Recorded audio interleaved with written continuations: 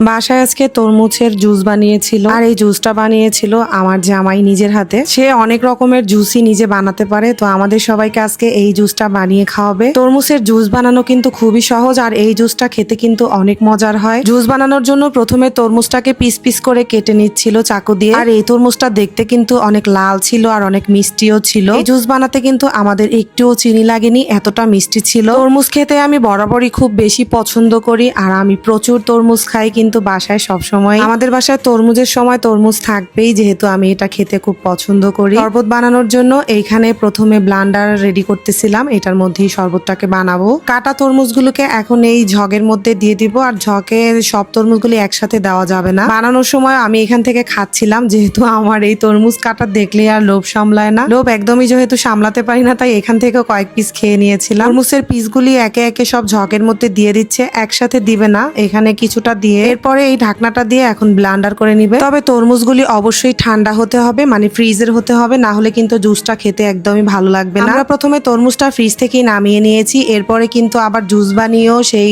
জগটাও ফ্রিজের মধ্যে রেখে দিয়েছি। কোনো রকম পানি ছাড়া এই যে তরমুজের জুসটা কিন্তু বানানো যায় খুবই সহজে, এখানে কোনো পানি দেওয়ার দরকার হয় না। তরমুজটাই একদম পানির হয়ে থাকে, একটা পানির ফল, তাই এখানে কোনো পানির প্রয়োজনই হয় না। এভাবে একে একে সবগুলি টুকরাকেই অল্প অল্প করে দিয়ে তারপরে ব্লান্ডার করে নিয়েছি। একসাথে সব দেইনি, যাতে করে একসাথে ঝগের মধ্যে কিন্তু হবে না। অল্প অল্প করে দিয়ে তারপর এটাকে ব্লান্ডার করে নিয়েছি। আর এটা ব্লান্ডারের সময় কিন্তু প্রচুর পরিমাণে পানি বের হয়ে যায়। তরমুজটা যদি হালকা মিষ্টির হয়ে থাকে তাহলে কিন্তু এর মধ্যে একটু চিনি দেওয়া যায়। একটু চিনি দিয়েও দেখতেছিলাম টেস্টটা কেমন হয়। যারা মিষ্টি বেশি খায় তাদের জন্য চিনি দিলেও ভালো হয়। আর এখানে আমি একটু চিনি দিয়েও খেয়েছিলাম, দেখি চিনিটা কেমন লাগে। ব্লান্ডার করার পরে কালারটা কিন্তু অনেক সুন্দর আসছে। আর তরমুজটা কিন্তু অবশ্যই ছেঁকে নিতে হবে, যেহেতু বিচি থাকে আর তরমুজের একটু আড়া আড়া থেকে যায়, তাই জন্য একটা ছাঁকনিতে করে তরমুজটাকে ছেঁকে নিয়েছি। এতে করে বিচিগুলি কিন্তু ছাঁকনিতে বেজে থাকে আর তরমুজটাও খুব ভালোভাবে ফ্রেশলি ছেঁকে যায়। সবগুলি তরমুজই এইভাবে করে ছেঁকে নিয়েছি। আর এই যে এখানে কিন্তু একটু